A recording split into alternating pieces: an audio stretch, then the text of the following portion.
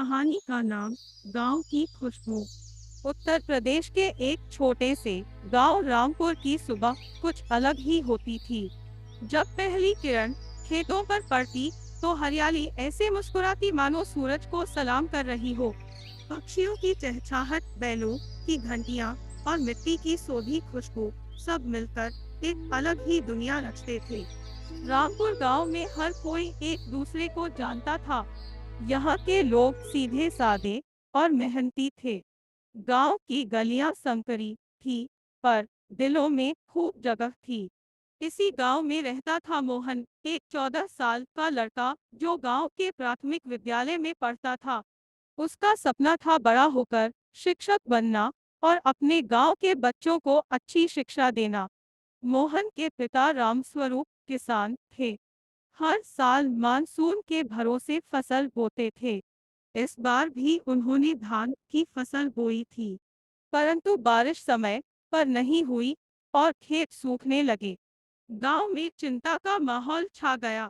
मोहन भी परेशान हो गया, क्योंकि वो जानता था कि अगर फसल नहीं हुई तो स्कूल की फीस कैसे भरेगी और किताबें कैसे आएंगी। एक दिन मोहन ने अपने दादाजी से पूछा, दादाजी, क्या हम कुछ नहीं कर सकते बारिश के बिना? दादाजी मुस्कुराए और बोले, बेटा, मेहनत और लगन से हर मुश्किल का हल निकलता है। पानी नहीं है तो इसका मतलब यह नहीं कि हम हार मान लें।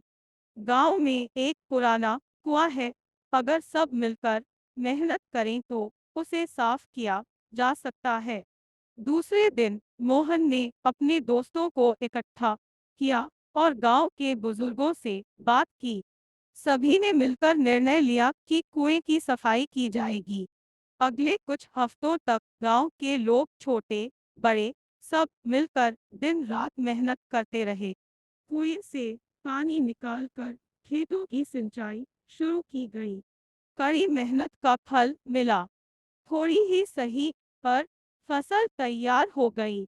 रामस्वरूप की आंखों में खुशी के आंसू थे।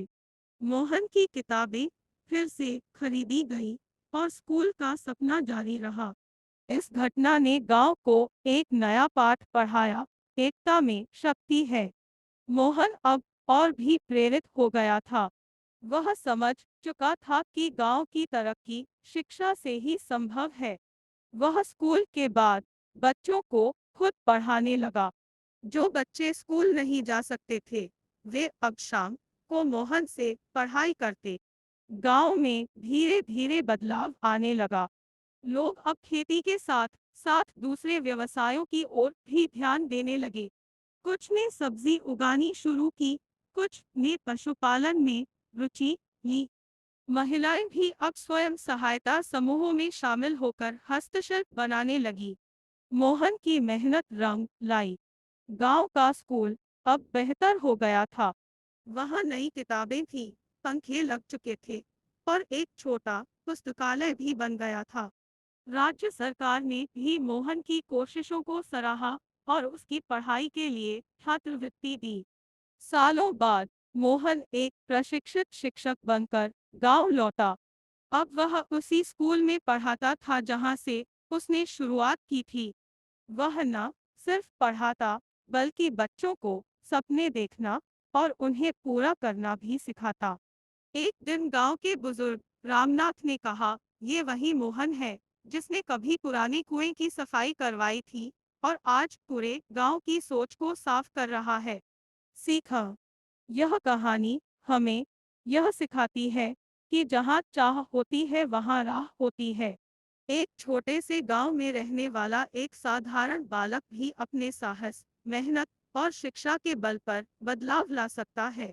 गांव की तरक्की तब होती है जब लोग एकजुट होकर सोचें, समझें और कुछ करने का साहस दिखाएं।